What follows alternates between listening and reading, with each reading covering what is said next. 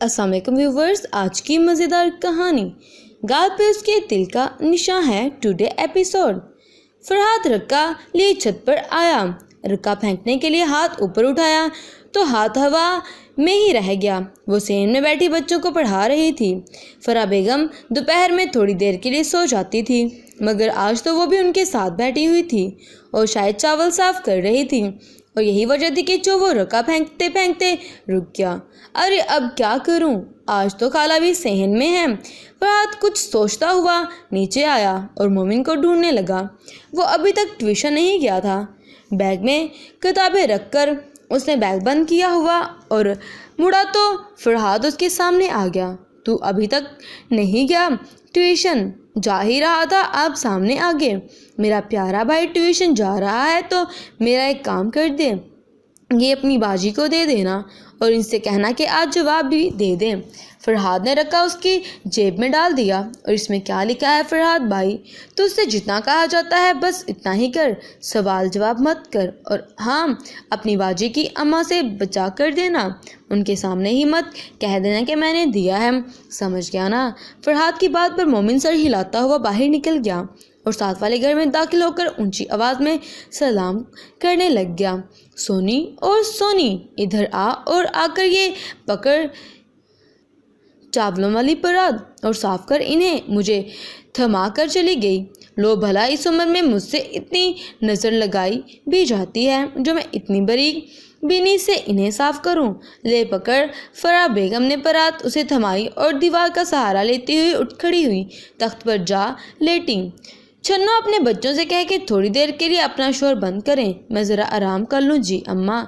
بچوں خاموشی سے سب اپنا اپنا ٹیسٹ کرو، اب کسی کی آواز نہ آئے۔ اور مومن تم آج اتنی لیٹ کیوں آئے ہو؟ ٹائم دیکھا ہے، پورا گھنٹہ لیٹ ہو تم۔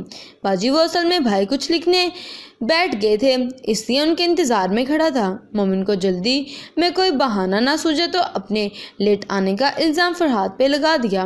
اچھا تو کیا لکھ رہے تھے تمہارے بھائی؟ شیریں کی بجائے سونی نے پوچھا۔ یہ لکھ رہے تھے۔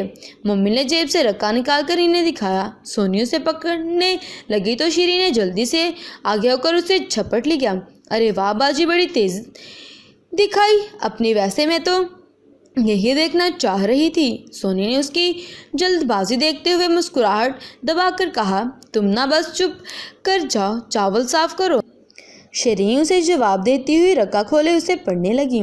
میں جانا یہ چاہ رہا تھا کہ تمہیں میرا تحفہ پسند آیا بھی یا نہیں۔ ہاں مگر میں نے تمہارے لیے بہت محبت سے لیا تھا، کسی دن پہننا ضرور، میں دیکھنا چاہتا ہوں کہ تم میری پسند میں کیسی دکھتی ہو۔ میری بات کا جواب ضرور دینا، تمہارا دیوانہ فرحاد۔ شیریں چہرہ نیچے کی اس کی تحریر پر مسکرا دی۔ چھت پر کھڑا فرحاد اس کے جھکے ہوئے چہرے کی وجہ سے اس کی مسکراہٹ نہ دیکھ سکا۔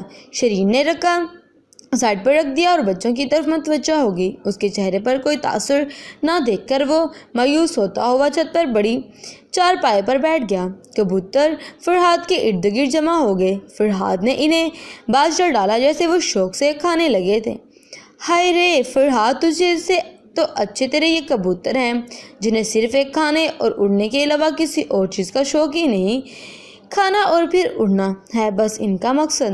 اور ایک میں ہوں، عشق میں ایسا پاگل ہوں کہ کھانے پینے کا کچھ ہوش ہی نہیں۔ کاش میں بھی ایک کبوتر ہوتا۔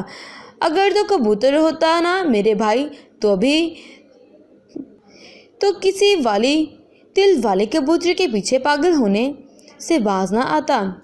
کاشی ہاتھ میں بھنے چنے لیے انہیں چباتا فرحاد کے پاس آ بیٹھا۔